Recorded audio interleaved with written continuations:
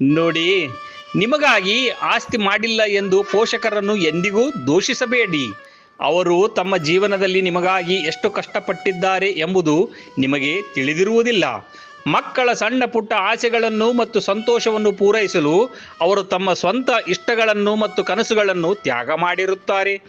ದೇವರು ನಮಗೆ ನೀಡಿರುವ ಜೀವನ ಮತ್ತು ಪರಿಸ್ಥಿತಿಯ ಬಗ್ಗೆ ನಾವು ಯಾವಾಗಲೂ ಸಂತೋಷದಿಂದ ಇರಬೇಕು.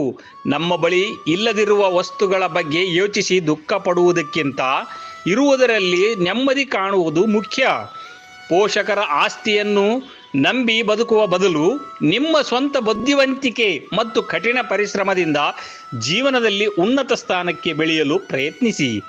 ನೀವು ಸ್ವಂತ ಶಕ್ತಿಯಿಂದ ಸಾಧನೆ ಮಾಡಿದಾಗ ನಿಮ್ಮ ಪೋಷಕರಿಗೆ ಸಿಗುವ ಹೆಮ್ಮೆ ಮತ್ತು ಸಂತೋಷ ಅಪಾರವಾದದ್ದು.